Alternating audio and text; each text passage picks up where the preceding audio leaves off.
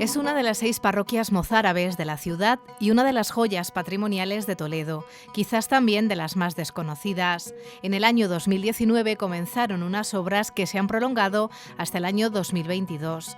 Durante este tiempo, arquitectos, restauradores e historiadores del arte, junto a diferentes profesionales y artesanos, han trabajado junto al párroco para recuperar esta iglesia que estaba seriamente afectada por problemas de humedades. Para fijar los criterios de restauración, desde el primer momento se ha tenido en cuenta la vinculación de la parroquia con la liturgia hispano-mozárabe, de tal forma que ha marcado las líneas de actuación de este proyecto tan complejo como enriquecedor para todos aquellos que han participado en él. El rito mozárabe ha sido una novedad también para nosotros, a pesar de que, bueno, pues por otras parroquias también conocíamos algo, y enfrentarnos a una intervención en una parroquia como Santa Eulalia, pues ha sido una auténtica novedad. El párroco de Santa Eulalia ha sido el promotor de estas obras más que necesarias por los acuciantes problemas de humedades que tenía el edificio, que han servido además para recuperar los espacios litúrgicos para la celebración del rito hispano-mozárabe. La ejecución del proyecto que redactó don Jaime Castañón, que en paz descanse, pues iba todo enfocado a la celebración litúrgica.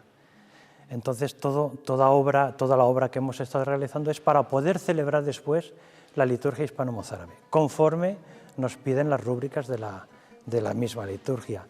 Entonces todo eso hemos intentado pues recuperar esos espacios litúrgicos, hemos intentado habilitar nuevos espacios para funciones litúrgicas.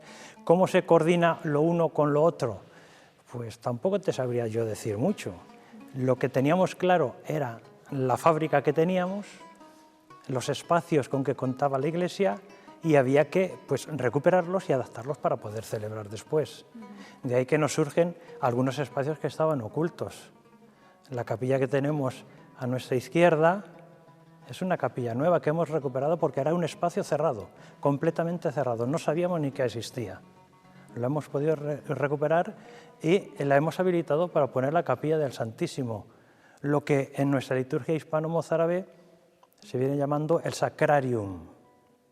A mi derecha pues tenemos una nueva capilla, es lo que llamamos el Donarium, donde los fieles acudían a depositar sus dones para los pobres, donde tenemos todo lo necesario para la celebración de la Eucaristía, el pan y el vino, pues todo esto queda ahí en el donario y hemos podido nuevamente recuperar el crucero, la vía sacra por donde transcurren las celebraciones. Todo eso había que armonizarlo con la obra. Gracias a Dios, con los técnicos que hemos tenido, con la buena dirección de obra y con una empresa magnífica que ha podido realizar los trabajos bajo la dirección de obra y con el asesoramiento teológico, al menos litúrgico de la parroquia, del párroco, pues hemos podido llegar a donde estamos. Aquí no se ha inventado nada. Las obras han permitido la recuperación de diferentes espacios, tanto en la planta de calle como en la cripta. Cuando nosotros visitemos el subsuelo, podemos encontrar otras 3 naves, prácticamente de las mismas dimensiones que donde nos encontramos. En la nave norte pues será un poquito expositiva, quizá hablar un poquito como de la historia de lo mozárabe, de la cultura, de la sociedad, de la liturgia, como dijéramos un pequeño centro de interpretación. En la nave central abajo vamos a encontrarnos con el baptisterio. Novedoso será la piscina bautismal. Aquí abajo tenemos la pila de bautismo, una pila del siglo XVI, y la piscina bautismal. Daremos opción a poder ser bautizados por inmersión o por infusión. Daremos opciones a la familia que pueda bautizar a sus hijos como quieran. Pero sí es verdad que la piscina bautismal nos servirá para poder explicar el rito del bautismo. Y la nave sur, transcurriremos por ella y llegaremos a las criptas. 4 criptas tenemos. La fundamental, la principal, es la que se encuentra justamente debajo del altar, la cripta relicario, donde nos encontramos con el Lignum Crucis y las reliquias de los titulares de la parroquia. Reliquias de San Marcos, evangelista, reliquia de Santa Eulalia y reliquias de San Torcuato. De esta manera habilitamos el espacio del subsuelo y lo ponemos, como se suele decir, en valor, lo recuperamos, pero para tener una visita cultural y también una función litúrgica. Con el inicio de las obras comenzaron los primeros hallazgos. En primer lugar, una necrópolis en 3 niveles, datados entre los siglos XII y XIII para el nivel más profundo y los siglos XV y XVI y XVIII para los niveles más superficiales, junto a la catalogación de los restos humanos y los enseres con los que fueron enterrados, se han descubierto otros hallazgos de interés. El interés por la ciudad y las investigaciones por la ciudad hace siglos que había gente interesada, que estaban investigando por la ubicación de esas iglesias primitivas, por la historia de nuestras iglesias parroquiales, de la propia ciudad. Así que digamos que venimos a hombros de gigantes.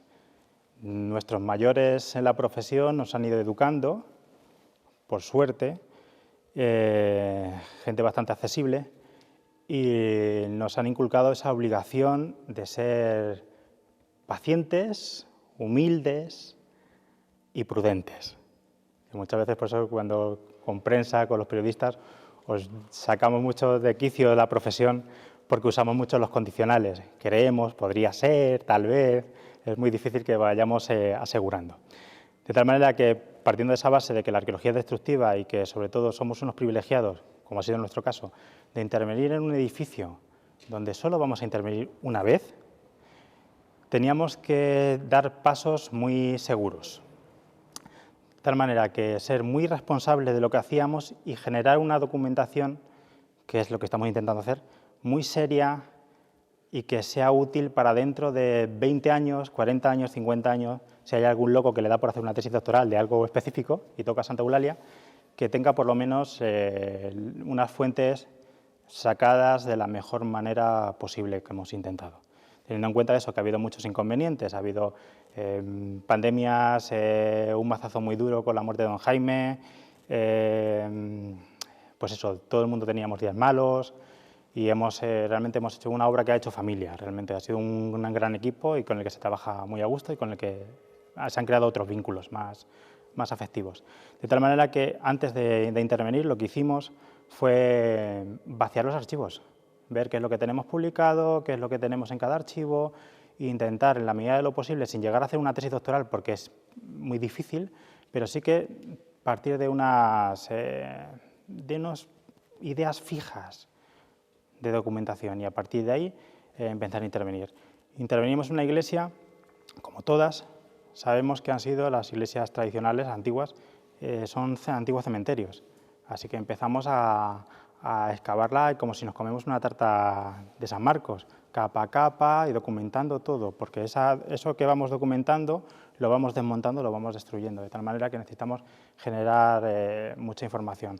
Cuando después de excavar los niveles de necrópolis, 3 niveles de necrópolis, desde el origen de la iglesia del siglo XII hasta el siglo XIX, nos empezamos a encontrar niveles de colmataciones, de derrumbes, hasta llegar a acceder a los restos de una vivienda de época islámica, del siglo X-XI, que directamente descansa sobre la roca natural. Esa roca natural ha sido trabajada, aterrazada, para asentar a esa vivienda. De tal manera que hemos sido unos privilegiados de poder conseguir excavar en una iglesia hasta abajo. En Toledo, me vienen a la mente el caso de San Sebastián, el caso del Cristo de la Luz y parcialmente la iglesia del Salvador, y ahora Santa Eulalia. Lo que hacemos es sumar piezas, ir sumando piezas. Luego toda la investigación, como estábamos hablando, ha sido partiendo siempre desde la humildad de que somos unos privilegiados de lo que estamos haciendo y que necesitamos generar una información útil.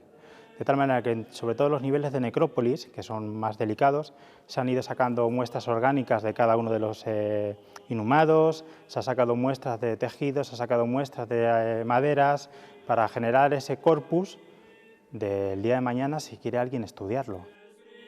Tradicionalmente se ha venido afirmando la fundación del templo en tiempos visigóticos. La excavación arqueológica no ha identificado restos in situ de esta época. Se desechan así antiguas teorías, se abren nuevas hipótesis y se generan algunas certezas.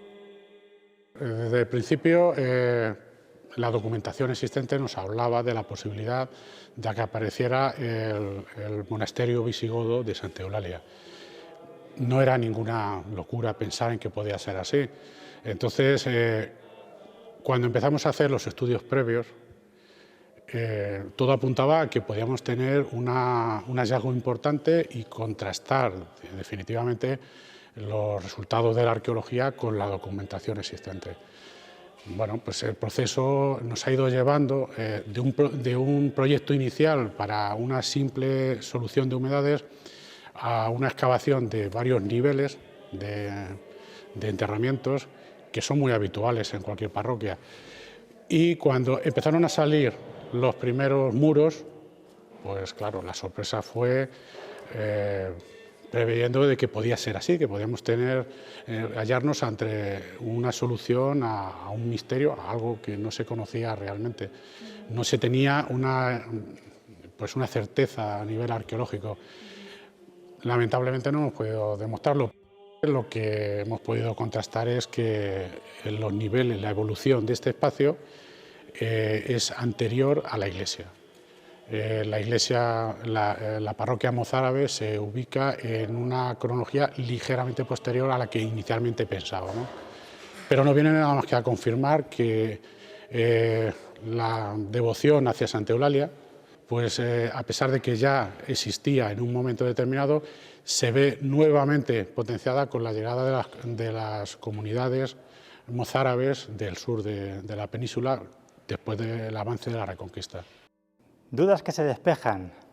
Científicamente y por estratigrafía hemos demostrado, hemos tenido la suerte de tener los niveles basales, los niveles más importantes de colmatación intactos.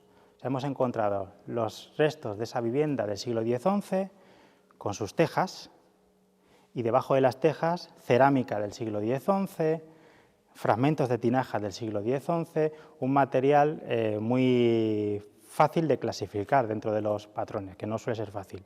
Y sobre todo, en la nave central y la nave norte la encontramos atravesada por una estancia rectangular que tiene las marcas en el suelo de la roca natural, las marcas de las tinajas, lo que significa que tenemos una bodega, una despensa de esa vivienda que había ahí.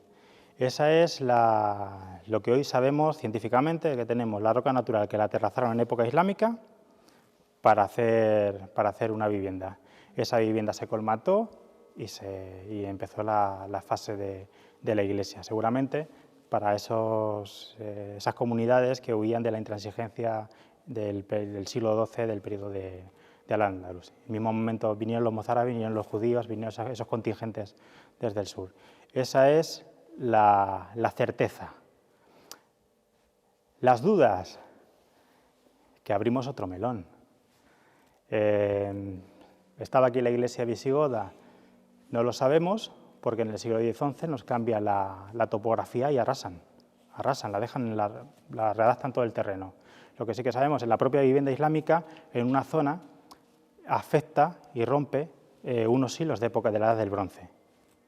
O sea, es una fase muy antigua, la tenemos, que la rompe la cimentación de ese edificio islámico. Pero como os digo, abrimos un melón, primero porque arrasan, no sabemos si estaría aquí o no, no hay restos, y sobre todo podemos abrir el melón diciendo que tenemos una vivienda del siglo X-XI. ¿Quién vivía en la casa en el siglo X-XI? No lo sabemos, no sabemos si sería una casa islámica de entidad o sería algún parroquiano mozárabe, no lo sabemos. La iglesia de Santa Eulalia, declarada bien de interés cultural y monumento el 30 de julio de 1931, se adscribe artísticamente al primer mudéjar toledano, como la vecina iglesia de San Román, entre los siglos XII y XIII, aunque asume modificaciones renacentistas y barrocas. En el siglo XIX se suprimió el culto y fue rehabilitada en los años 60 del siglo XX tras una restauración en estilo del arquitecto José Manuel Valcárcel. Los arqueólogos han tenido que trabajar con los condicionantes de aquella restauración. al ser una ciudad viva, con una historia de tantos siglos y viviendo, compartiendo el mismo espacio, se ha remozado mucho la tierra. De tal manera que nos han llegado monedas de la época de Alfonso VI, algunas otras monedas medievales, pero descontextualizadas. Es un ejemplo muy claro de ese removimiento. Como os digo, hemos tenido la suerte o el privilegio, suerte y salud para nosotros en nuestra labor científica, es de que los estratos más inferiores, asociados a esa vivienda del siglo X-XI, los tenemos intactos. Eso es la tranquilidad nuestra profesional y científica.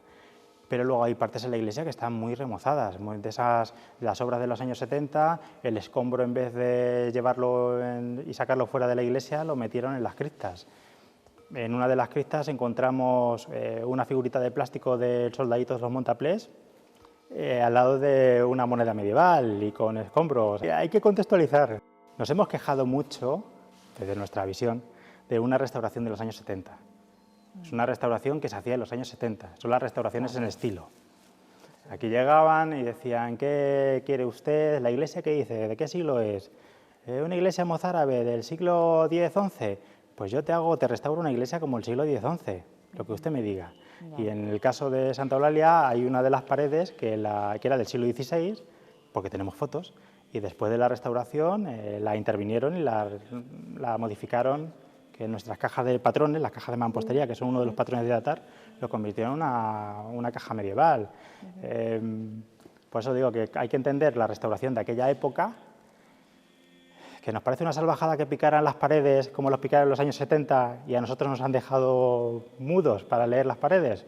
Era una restauración de aquella época. Nosotros intentamos hacerlo dentro de la medida de lo posible, de la forma más correcta, y esperamos que dentro de 40 años nadie se acuerde de nosotros.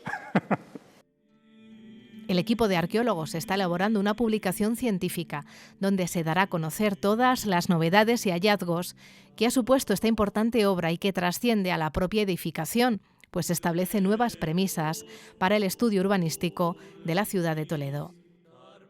La verdad es que nos hemos encontrado con problemas no pequeños y dificultades tampoco pequeñas, ¿no? Pero como he dicho en alguna ocasión, fiándonos siempre de la divina providencia, pues hemos podido lograr lo que ahora podemos contemplar, que no solamente va a ser para disfrute de nuestra liturgia, sino que será pues un espacio abierto para que cualquier visitante se pueda acercar y gozar de este monumento, de este patrimonio que tiene la ciudad de Toledo.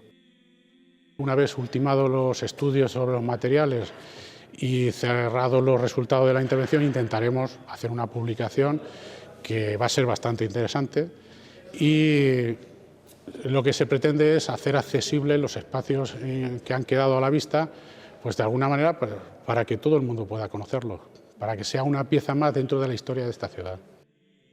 Estos trabajos están siendo sufragados íntegramente con fondos privados, donativos particulares, la colaboración de los guías de turismo que realizaron una serie de visitas turísticas a las obras, donaciones y aportaciones de mecenas y patronos, destacando entidades como la Fundación ACS, que ha sacado adelante esta obra que se ha tenido que acomodar además a los tiempos marcados por la pandemia.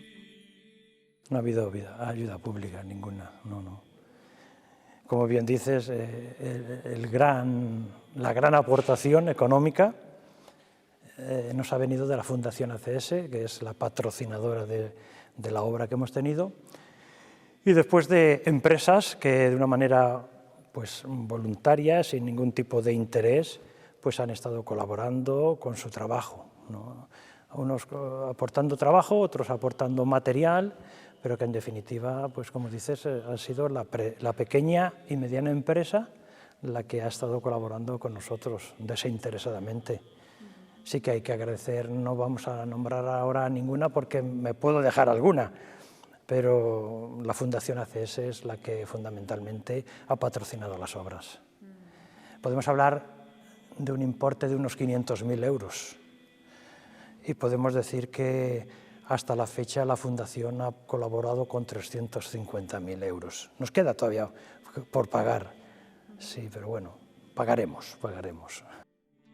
Desde el comienzo de las obras asumió la dirección de las mismas el que era arquitecto de la catedral, don Jaime Castañón, quien fallecía víctima del COVID en el año 2020. Una pérdida que fue un fuerte golpe para todo el equipo de trabajo. La pérdida de don Jaime fue algo muy triste, porque la verdad es que teníamos mucho aprecio con don Jaime, y él era el que había iniciado este proyecto a petición de don Javier. Y bueno, pues digamos que seguimos adelante en homenaje a él. Será Juan Pablo Clamor quien asuma la dirección de las obras que ha llevado a término este importante proyecto junto a Antonio Sánchez Barriga, que ha dirigido el equipo de restauración, siendo Javier Peces y Samuel Rodríguez, de Atémpora Arqueología y Patrimonio, los encargados de la dirección arqueológica. Además, se ha contado con la ayuda de la Facultad de Humanidades de Toledo y su programa estudiantil de becas de colaboración. La ejecución de la obra ha estado a cargo de la empresa Imperial Rehabilitaciones. Para todos, este proyecto ha supuesto algo más que una restauración. Santa Eulalia va a ser una de las intervenciones que van a quedar para siempre grabadas en el recuerdo. Sí. Ha sido algo más personal. No es una simple intervención de trabajo, va más allá de lo que es el interés profesional y bueno, pues de alguna manera la motivación que nos impulsa día a día a seguir avanzando va a quedar como algo en el recuerdo, sí. Esta restauración ha sido ambiciosa y enriquecedora, pues ha arrojado datos de interés para el conocimiento del edificio y de la evolución de la ciudad, y se ha realizado con la vista puesta en las futuras generaciones que podrán disfrutar del legado patrimonial, histórico y religioso de una iglesia del siglo XII, con todos los medios técnicos del siglo XXI. Queríamos recuperar esa tradición litúrgica que nos dice que sobre los altares pues había una cruz y unas lámparas suspendidas, y es lo que recogemos ahora en esta iglesia. Bueno, las lámparas vais a ver que tienen unos motivos, y es una curiosidad, son lámparas únicas, porque los motivos que recogen pues son aquellos elementos, aquellas figuras, aquellos motivos que han aparecido en diversas yeserías del subsuelo. Entonces el orfebre pues ha querido recoger esos elementos, esas figuras, ¿no? esos dibujos, y los hemos dejado plasmados en las lámparas. El proyecto de restauración y recuperación de la iglesia de Santa Eulalia se ha desarrollado teniendo como pilar fundamental su intrínseca relación con la liturgia hispano-visigoda, que en sí constituye un elemento de patrimonio cultural del que todos nos debemos sentir orgullosos y debemos asumir la obligación de transmitir y compartir. Todo esto habría caído en saco roto, sería vano, no serviría para nada, si no es porque aquí tenemos que celebrar la Santa Misa y la celebramos en el rito hispano-mozárabe. Iglesias de rito romano tenemos más que suficientes. Tenemos la suerte de ser 2 iglesias, nada más 2 parroquias del rito hispano-mozárabe. En principio comenzamos la celebración los domingos a las 12 y luego más adelante iremos incorporando la misa diaria. Mi proyecto es celebrar todos los días la misa, siempre en rito mozárabe. Y digo que de nada serviría si no pudiéramos celebrar, si la gente no acude, si no tenemos feligresía, si los feligreses no se involucran con su parroquia, si los feligreses no acuden a sus celebraciones litúrgicas. La mozarabía existe porque existe la liturgia hispano-mozárabe. Si la liturgia hispano-mozárabe no la cuidamos y cae en el olvido, lo mozárabe se extinguirá por sí mismo. Entonces es importante que los feligreses mozárabes vivan, sientan y participen con su liturgia propia, la liturgia hispano-mozárabe. El 16 de enero, el señor arzobispo de Toledo presidió la Santa Misa, donde se procedió a la consagración del nuevo altar. Además de la dedicación de la iglesia, también se depositaron las reliquias de los patronos en la cripta relicario del propio templo, lugar donde también se encuentra para su veneración el Lignum Crucis. La rica liturgia hispano-mozárabe fue una ocasión para todos los presentes de sentir la conexión histórica con aquellos primeros parroquianos de esta iglesia que durante siglos ha permanecido adscrita al rito mozárabe.